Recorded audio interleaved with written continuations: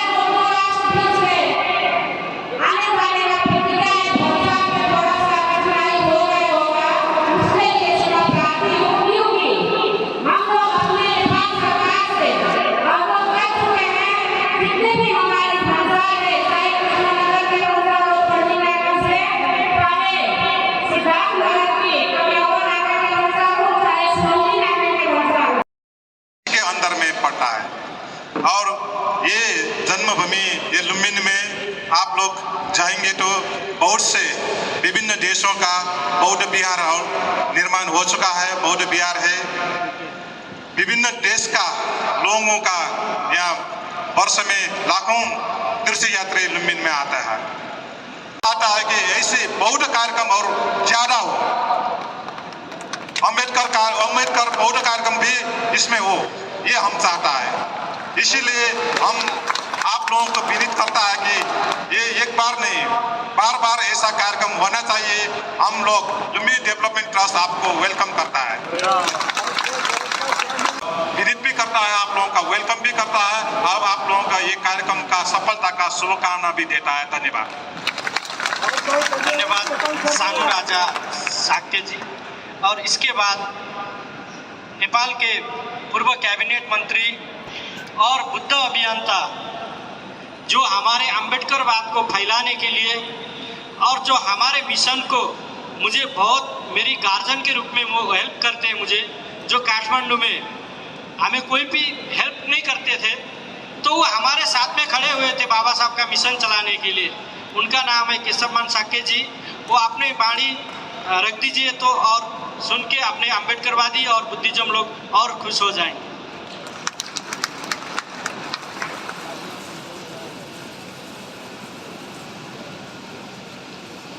नमो बुद्धाय, जय भीम। मैं आपका मेरा परिचय आप लोग ने सुनी लिया। मैं जीवन की जितना जब से मेरा चेतना आ गया तब से बुद्ध धर्म पर जो है समर्पित होके आज तक यहाँ आ चुका हूँ। मुझे बहुत खुशी लग रहा है कि आप लोग यहाँ आए और इतना बड़ा कार्यक्रम करने का सौभाग्य हमें मिले। तो मैं जो है अब लुम्बिनी विकास कोष, लुम्बिनी डेवलपमेंट ट्रस्ट की तरफ से काउंसिल का मेंबर सेक्रेटरी आपको स्वागत कर चुके हैं। तो मैं पूर्व कैबिनेट मंत्री के नाते आप लोग हमारा नेपाल देश की तरफ से आप सबको हार्दिक स्वागत करता हूं। और ये छोटा सा जो आपको स्वागत करने के लिए देश की तरफ से अथवा नेपाल सरकार की तरफ से इतना हैसियत जो है रखता हूं।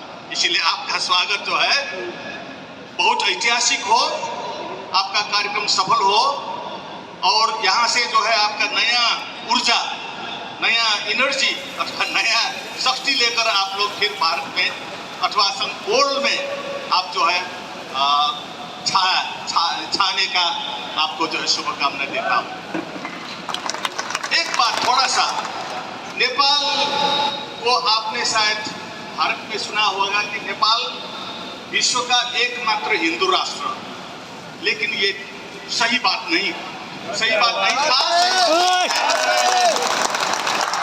ये जो हिंदू राष्ट्र का जो हवा जो है वो नेपाल से नहीं गया, वो आपके इंडिया के जो है हिंदूवादी लोगों ने बहुत प्रचार किया। नेपाल यथार्थ में एक बुद्धिस्ट राष्ट्र है। यहाँ के जो अधिकांश लोग 70% से ज्यादा लोग बुद्धिस्ट है यहाँ के, लेकिन जो सत्ता में गया, क्योंकि यहाँ राजशाही था, राजतंत्र था, तो वो राजतंत्र जो है वो भारत का जो हिंदू अनुष्ठान से जुड़ा हुआ था। इसीलिए जो भारत का जो हिंदू अनुष्ठान का जो है उसके दबाव में यहाँ का जो 250 वर्ष राजशाही चला, उन्होंने हिंदू लादना शुरू किया। लेकिन जनता नेपाल के इतिहास में, नेपाल का इतिहास भगवान बुद्ध के जन्म से शुरू होता है, 2600 वर्ष से। क्योंकि यहाँ से जो कौशल का राजा ये कपिल वस्तु में हमला किया था, तो यहाँ के जो शाक्य लोग जो है वो भागकर एक जत्था काठमांडू पहुंचे थे। उस समय काठमांडू जो है वो जंगल की तरह था, कोई बस्ती इतना आबाद नहीं था। तो यहाँ के जो लोग जाकर वहाँ नगर सभ्यता शुरू की, धान की रोपाई शुरू की, कृषि शुरू की, कला कौशल की शुरू की, और वहाँ जाकर 2 नगर बसाए, कोलीय ग्राम, कोलीय जाति के नाम से, क्योंकि ये कपिलवस्तु शाक्य गणराज्य था और जो यशोधरा अथवा माया महामाया की जो था वो कोलीय राज्य था, रामग्राम। वहाँ अभी भी स्तूप है जिसमें भगवान बुद्ध का अस्थि धातु सुरक्षित है। सम्राट अशोक ने 8 ऐसा भगवान बुद्ध के परिनिर्वाण के बाद, कुशीनगर में भगवान बुद्ध का परिनिर्वाण हुआ था, तो उनका जो अस्थि धातु 8 राज्य में बढ़ गया था। तो एक भाग जो है कपिलवस्तु में आया, वो भी अब वो कपिलवस्तु में जो स्तूप है वो बॉर्डर जो अभी आधुनिक बॉर्डर है वो इंडिया के पास है।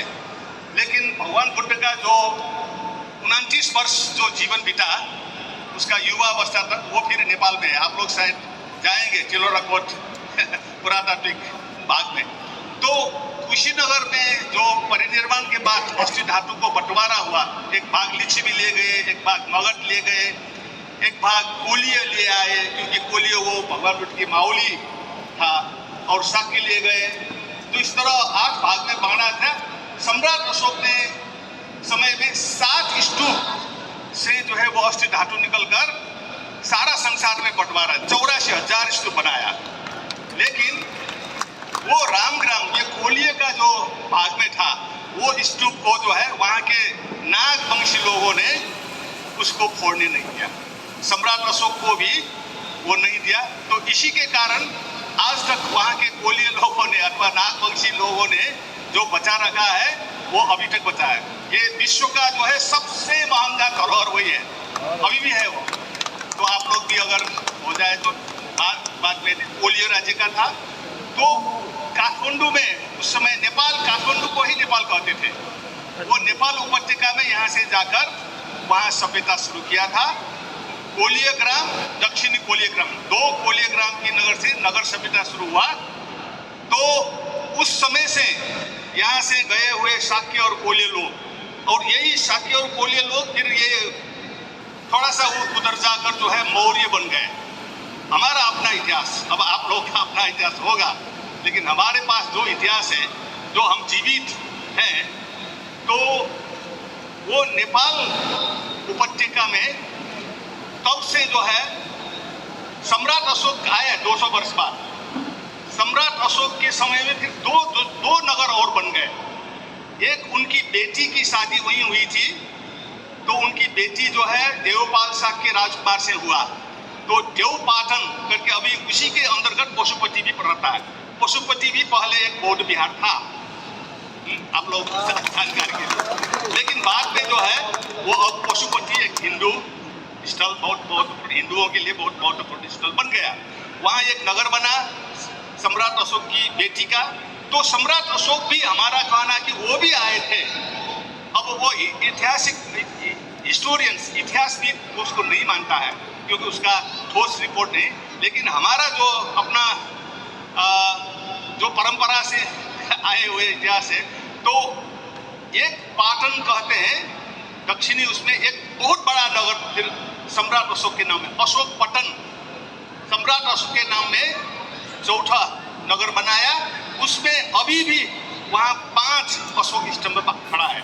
उसका जो है उत्तर, दक्षिण, पूर्व और पश्चिम के सीमाने में 5 अशोककालीन स्तूप, अशोक स्तंभ कहते हैं, और सेंटर में ये 5 अशोक स्तंभ अभी भी बाकी है। और आज तक जब काठमांडू उपत्यका जाएंगे तो वहाँ 500 बौद्ध विहार अभी भी मौजूद है, 26 वर्षों से बनाया हुआ। शायद आपको ये कल्पना नहीं कर पाते, लेकिन जब आप वहाँ जाएंगे तो वहाँ बिहारी विहार, जिधर देखो बुद्ध का मूर्ति, बुद्ध का स्तूप दिखेंगे। वहाँ आपको लगेगा ये कैसा हिंदू राज्य हो गया, आप ताजुब मानेंगे। वहाँ सड़क पे जहाँ जाएंगे वहाँ बुद्ध का चैत्य मिलेगा, स्तूप मिलेगा, बुद्ध का मूर्ति मिलेगा। हजारों बुद्ध मूर्ति तो नष्ट हो गए, लेकिन जितना नष्ट होता है उससे ज्यादा और बनते जाते हैं। अभी भी बन रहा है, अभी भी बनता जा रहा है। तो इसीलिए जो है नेपाल आप लोगों के दिमाग से है, तो हमने सन 90 में आंदोलन किया, और 15 वर्ष बाद ये नेपाल को जो है धर्मनिरपेक्ष बनाया, हिंदू राज्य को हटाया। और उसके साथ साथ राजशाही भी गया। अब यहाँ राजतंत्र नहीं रहा, गणतंत्र है। तो ये गणतांत्रिक राज्य है, अब धर्मनिरपेक्ष है और संहिता भी है और समानुपातिक समावेशिता। आपका आरक्षण जो बाबा साहब अम्बेडकर का जो मूल योगदान था, उसको हमने हमारे संविधान में उसको आरक्षण की नाम से उसका थोड़ा सा सैद्धांतिक नाम दिया, वो है समानुपातिक समावेशिता। यहाँ जितना भी जाति है, हमने 6 क्लस्टर में बांटा है जाति को।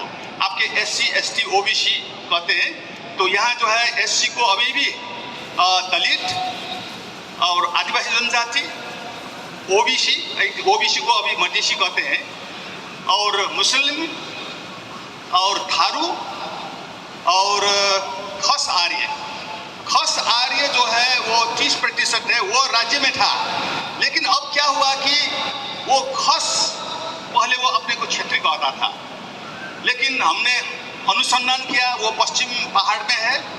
तो उन लोगों का वहाँ हम गए, 10 वर्ष वहाँ गए, तो वहाँ भी बुद्ध का ही अवशेष मिलता है, बुद्ध का ही अभिलेख, बुद्ध का ही शिलालेख। तो वो खस राज्य जो था वो अपने वहीं से राजशाही आया था। लेकिन अब जो है वो लोग कहले हम तो क्षेत्रीय नहीं थे, वो जनेऊ नहीं लगा रहे थे। लेकिन बाद में 150 वर्ष पहले उन लोगों को जनेऊ पहनकर क्षेत्रीय बना दिया था। और वो ब्राह्मण लोग भी अब यहाँ कहते हैं हम बाहुन नहीं है, हम ब्राह्मण नहीं है, क्योंकि अब ब्राह्मण माइनॉरिटी हो गया। अब उसको बहुत ही वो कंफर्टेबल नहीं है ब्राह्मण, इसीलिए वो कहता है हम भी आर्य हैं, वो जातिगत नाम। अब वो मनुवादी नाम से वो अब नेपाल के संविधान में ये ब्राह्मण, क्षत्रिय, वैश्य, शूद्र नहीं है। हमारे संविधान में ये नहीं है। वो ब्राह्मण को हम अब ठीक है, आप लोग आर्य है आया था, वो तो इतिहास से इंडिया से ही हमने सीखा कि वो लोग तो ईरान, इराक, अरब, सीरिया, अभी भी वो आर्य नाम तो वहाँ है ना। ईरान का मतलब आर्य लोगों का है, इराक का मतलब आर्य, अरब का मतलब आर्य, सीरिया का मतलब आर्य। तो आर्य शब्द उनके देश के नाम अभी भी है, वहीं से आए हुए थे। तो उन लोगों ने मान लिया हम आर्य हैं। वो लोग जो है 12% है। लेकिन अब इतना है तो समस्या है, भारत से आता है समस्या, ये धार्मिक जो समस्या है वे नेपाल में तो हम मिलकर जाना चाहते हैं। लेकिन भारत का जो हिंदूवादी लोग, आप लोग हिंदू लग जाइए। और 17% जो क्षेत्रीय कहते थे वो लोग अपने को क्षेत्रीय कहना छोड़ दिया, और संविधान में है नहीं ये शब्द। उसका शब्द खस है। खस एक जाति है नेपाल में जो था, तो वो भी आदिवासी, वो भी क्लेम कर रहा है कि हम भी आदिवासी जनजाति है। लेकिन अब संविधान में उनको खस एक स्टेटस दे दिया। तो ये पहचान के आधार पर हमारे जो आंदोलन किया था सन 90 में, ये सेकुलरिज्म के लिए सब जाति मिलकर, SC ST OBC सब मिलकर आंदोलन किया था। और वहाँ हमने जातिवार जनसंख्या किया था। तो आप लोग हम सुन रहे हैं कि इंडिया में आप लोग जातिवार जनसंख्या के लिए संघर्ष कर रहे हैं आप लोग संघर्ष कर रहे हैं। लेकिन हम लोगों ने ये धर्मनिरपेक्षता आंदोलन करने के बाद एक जनजाति महासंघ खड़ा कर दिया। 37% का संगठन है वो। तो मैं उसमें सचिव के जिम्मेवारी लेकर काम किया था। तो हम लोगों ने सेंसस, केंद्रीय तथ्यांक विभाग को, वो 1991 का सेंसस में हमने कहा कि हमारा जो है जातिवार जनसंख्या लीजिए, जाति के आधार पर। तो उन्होंने ले लिया। तो ऐसा लगा कि वो जो संख्या जो है ना, number speaks louder than words कहते हैं, वो संख्या का शक्ति बहुत बड़ा होता है, उसका राजनीतिक अर्थ बहुत बड़ा होता है। तो नेपाल का राजनीतिक मानसिकता परिवर्तन होगा, क्योंकि उसमें आदिवासी जनजाति का संख्या 37% निकला, 1/3 से ज़्यादा। हाँ, और दलित का संख्या, आपका SC का संख्या 14%, कम नहीं है। और ये OBC का संख्या भी 14% है। हाँ, तो वो लोग जो है खस, अब क्षेत्रीय कहता था, वो लोग 17% थे, है तो बड़ा है। लेकिन अब जो है परिस्थिति चेंज हो गया। नेपाल में जो राजनीतिक परिवर्तन बहुत फास्ट चल रहा है, लेकिन भी भारत का हिंदुत्व वाला जो है या हमारे घुसपैठ करके बिगाड़ना चाहता है हमारे देश का परिस्थिति को। हाँ है तो ये अब जो है सबको मान्यता हो गया कि यह भगवान बुद्ध का जन्म भी हुआ था और ये देश का जो विकास, सभ्यता का जो निर्माण हुआ था, वो सभी अभी तक जो है बौद्ध इतिहास और बौद्ध सभ्यता ही आप निकलेंगे। अभी भी नेपाल बौद्ध राष्ट्र है, लेकिन हम धर्मनिरपेक्ष कहना चाहते हैं, क्योंकि हिंदुओं ने हिंदू किया तो हमको बहुत ये नहीं चाहिए। धर्मनिरपेक्षता का मतलब सभी धर्मों का राज्य में उतना ही सम्मान हो, किसी से दुश्मनी नहीं लेना है। लेकिन वो भारत से हिंदुत्व वाला जो है, यहाँ आप हिंदू राज्य, उनका इज्जत, हमारा इज्जत नहीं, मोदी जी का इज्जत हो गया। नेपाल हिंदू राष्ट्र नहीं बना, एक ही विश्व खेल रहा था, वो भी चला गया। हाँ तो भारत का राजनीति हमको प्रभावित करता है, लेकिन हम संघर्ष कर रहे हैं कि हम अपने ही ढंग से समतावादी, मानवतावादी और जो है भेदभाव रहित प्रगतिशील समाज निर्माण करें और आगे जाएं। आपको ये थोड़ा सा मेरा, आप क्योंकि आप आए हैं, नेपाल क्या है थोड़ा सा जानकारी भी हो जाए, तो आप लोग नेपाल की तरफ से, नेपाल की जनता की तरफ से आप सबको स्वागत करता हूं। और कठिनाई भी है ज़्यादा वो, लेकिन आप ये इतना पवित्र भूमि में आए हैं कि आपका जो है नहाने का व्यवस्था नहीं है, अथवा सोने का व्यवस्था, खाने का व्यवस्था, वो सब भूल जाइए। क्योंकि आप लोग जो है आराम का जिंदगी जो है आप जाकर फिर अपने घर में जाकर यहाँ जितना कष्ट हुआ, भौतिक कष्ट हुआ, वो भूल जाइए। ये धर्म, ये तप का भूमि है ना। आप लोग ये जो ये कठिनाई आप हो गए, तो आपको पुण्य का जो है भाग मिलेगा। धन्यवाद। बहुत सब मंगलम।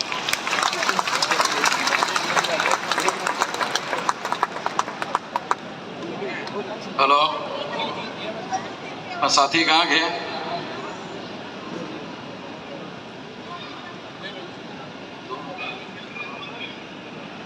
धन्यवाद पूर्व कैबिनेट मिनिस्टर केशवमान साक्य जी। आपने उनके वाणी से बहुत कुछ नेपाल के बारे में सीखा है, और हमारे साहब को, मोहम्मद मेश्राम साहब को, जब काठमांडू जाएंगे तो उनको सब कुछ दिखाएंगे। वहाँ ये बुद्ध राष्ट्र कैसा था, सम्राट अशोक की क्या क्या थी, और सब गाइड करेंगे वो। और बाबा साहब कहाँ रहे थे, कहाँ कहाँ बाबा साहब गए थे, सब वो किया जाएगा। इसीलिए आपको धन्यवाद करता हूँ। लुम्बिनी विकास ट्रस्ट का सदस्य सानू राजा साक्य और पूर्व कैबिनेट मंत्री केशवमान साक्य जीलाई हार्दिक दिल से जय भीम, नमो बुद्धाय, जय मूलवासी।